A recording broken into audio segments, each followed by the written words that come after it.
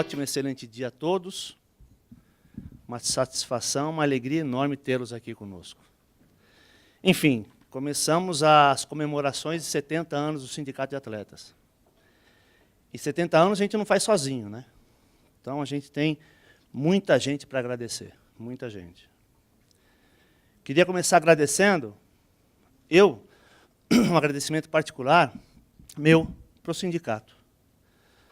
Porque a partir do momento que eu percebi a necessidade de uma preparação para poder conduzir o sindicato, essa preparação trouxe também para mim muito conhecimento, fez com que eu pudesse viver com mais simplicidade.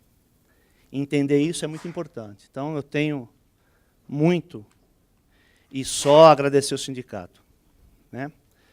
Depois de um período em que eu comecei um trabalho que fez com que eu percebesse que havia uma determinação da entidade administradora do futebol no Estado. E essa determinação dizia para que nenhum clube me contratasse. Eu percebi que era hora de mudar, eu percebi que era hora de buscar conhecimento para fazer aquilo que eu tinha me proposto a fazer. E isso é uma delícia, a gente buscar conhecimento, a gente entender, né, o nosso meio. Para tentar entender o nosso meio, a gente acaba se entendendo. Aliás, é a primeira premissa, né? A gente se entende para poder entender o resto. Isso foi e é, na minha vida, sensacional. Então, primeiro, o meu agradecimento ao Sindicato de Atletas. E a gente não, como eu disse, uma história de 70 anos, ela não se faz sozinho, né? Uma entidade não se cria sozinha. Então, a gente tem muita coisa para agradecer. Agradecer a todos os ex-presidentes, a todos os ex-diretores. E principalmente, três, né? Eu vou estender. Primeiro, o Toninho, que me antecedeu, e agradecer mesmo a dedicação que ele teve à frente do sindicato, e o Eduardo, nosso diretor.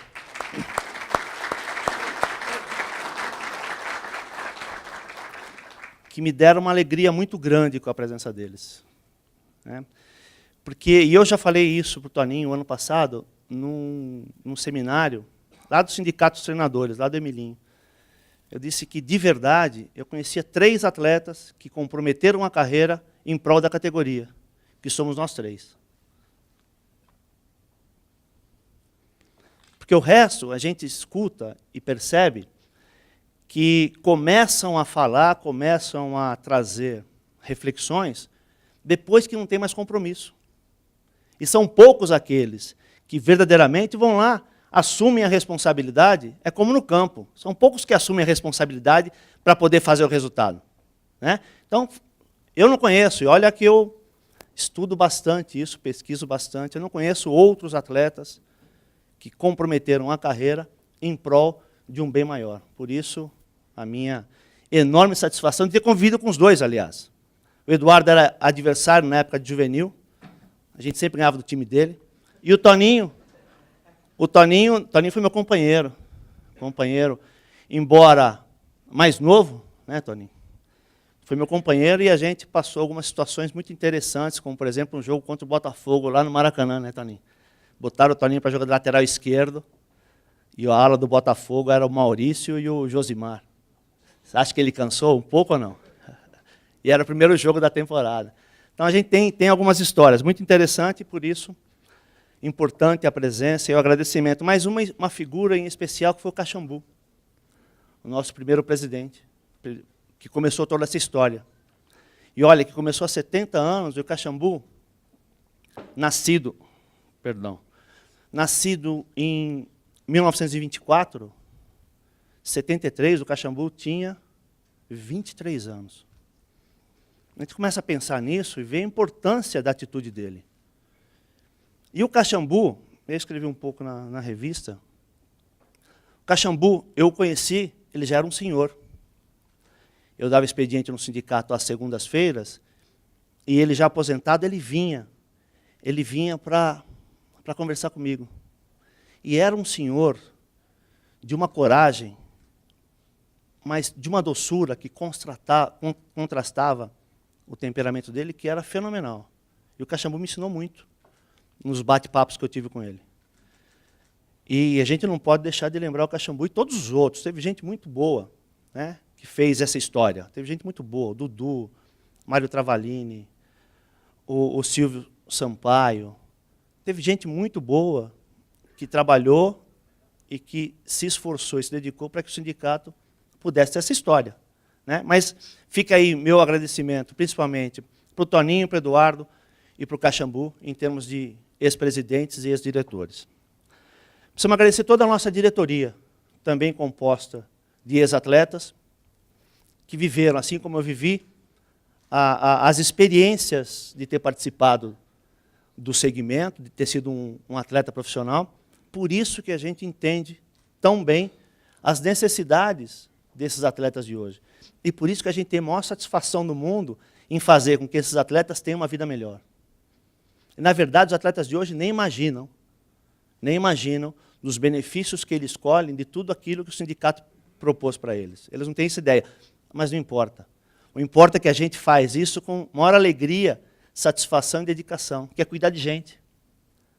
A maior satisfação que a gente tem é cuidar de gente, é a gente que cuida de gente. Então, agradecer a nossa diretoria, o Pinella, o Osmir, o Mauro, o Júlio César, o Sérvio e o Gera. E também, a gente não pode deixar de agradecer todos os nossos colaboradores. A gente abre essa comemoração com um evento sobre ética. A ética na sobrevivência do futebol. Por quê? Porque a gente, como eu falei, a gente adora cuidar de gente. A gente está preparado para cuidar de gente, se prepara para cuidar de gente. E o que é legal, nesse meio de caminho, nessa experiência que a gente vai adquirindo, a gente percebe algumas coisas. Eu, fazendo uma pesquisa para a minha dissertação de mestrado, me deparei com um autor espanhol, tal de Alonso Oleia, que lá em 1967 fez um estudo a respeito dos contratos especiais de trabalho. E um deles era do futebol. E o que ele aborda? Ele aborda uma coisa interessante, que ele diz assim,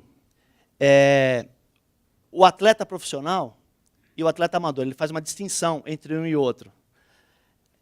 O que ele fala? Ele fala, o atleta amador, aficionado, para eles, para nós amador ou não profissional, esse atleta não tem intuito da sobrevivência. Então, esse atleta não joga, não trabalha, ele joga. Esse atleta, ele joga. Já o atleta profissional, com todas as pressões, com tudo que ele vive, esse não joga, esse trabalha. E muita gente não percebe uma barreira intransponível entre as duas situações. Não percebe essa barreira. Como é que lida de um jeito, como é que lida de outro. E é o que a gente faz no nosso trabalho no dia a dia. Tentar mostrar que existem diferenças entre aquele atleta de fim de semana e o atleta profissional. Então a gente traz o professor Clóvis, porque assim, quando a gente pensa em melhorar, a gente sabe que essa melhora só vem da reflexão, do conhecimento. E eu, como acompanho o professor Clóvis há bastante tempo, e nossa equipe também acompanha, por isso que foi escolhido a dedo, e felizmente ele pôde aceitar o convite, a gente conhece algumas definições que ele dá. E ele fala uma coisa interessante, que, assim, que a ética é o nó que a gente desata na convivência. Por isso, e no futebol, a coisa vai sendo atropelada. Ninguém desata os nós na convivência. E eu propus para ele, conversamos há algum tempo por telefone, propus para ele algumas situações. E, enfim, evidentemente, pode ser que ele não aborde diretamente, mas são situações que eu trago aqui para todo mundo pensar. Aquele atleta, que tem mais 2 anos de contrato, aquele atleta fez uma série ruim de apresentações. E depois da 3ª apresentação, o clube rompe o contrato com ele. Rompe o contrato, bota ele na rua e não o paga.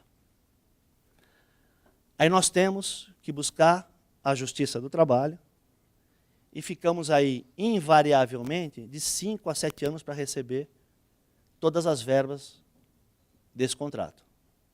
Esse mesmo atleta, ele sai e vai para outro clube. E ele, depois de um tempo, ele percebe que há alguma insatisfação. Né? Alguma insatisfação, ele não está se dando bem. Alguma cláusula contratual não está sendo cumprida por parte do empregador. Esse mesmo atleta quer ir embora. E ele rompe com o clube. E esse atleta, para romper com o clube, mesmo atleta que vai receber os seus direitos depois de 5 anos, esse atleta, para romper com o clube, e para poder continuar a sua carreira, ele tem que buscar na justiça o que chama condição de jogo. Só que quando ele vai para a justiça e busca essa condição de jogo, o judiciário diz assim, não senhor, você tem que indenizar agora, senão você não sai. Quer dizer, esse mesmo atleta, que lá atrás foi colocado na rua, sumariamente não recebeu nada, esse mesmo atleta, com uma insatisfação, ele tem que indenizar, senão ele não segue a carreira dele.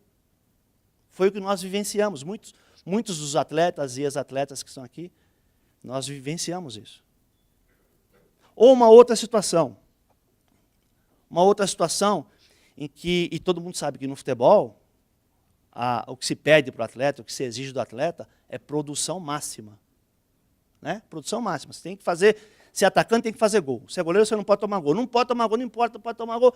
Mas aí, chega um determinado jogo, que o clube que esse atleta participa, é a última rodada do campeonato, e esse atleta, como ele vem sendo cobrado sempre para o melhor rendimento possível da vida dele, esse atleta continua buscando o melhor rendimento possível.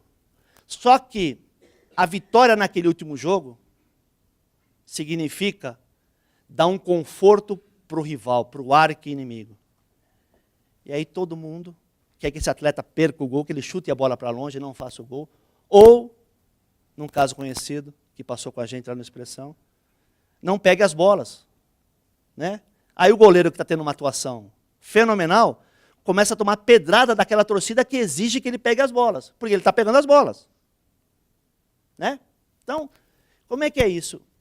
Ou uma outra situação em que o atleta, percebendo o equívoco do árbitro, o alerta, e esse árbitro tira um cartão amarelo do adversário e é execrado.